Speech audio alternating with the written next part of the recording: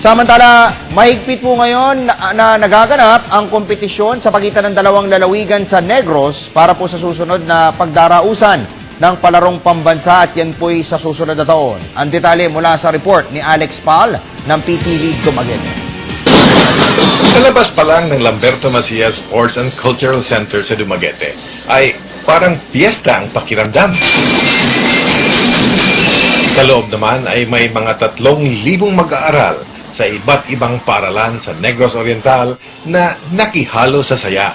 Parang kampanya ang maingay at makulay na programa na pinangunahan ng Department of Education at lalawigan ng Negros Oriental.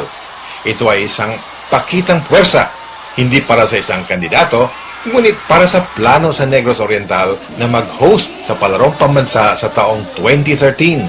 Ilang beses nang nagpahayag ng interes ang Negros Oriental para mag-host sa palaro, ngunit hindi pa ito nangyayari. This is our dream.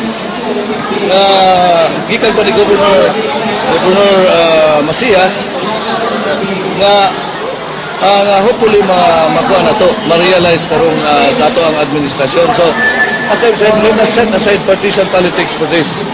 This is our dream for Negros Oriental na maka-host kita sa palarong pambansa.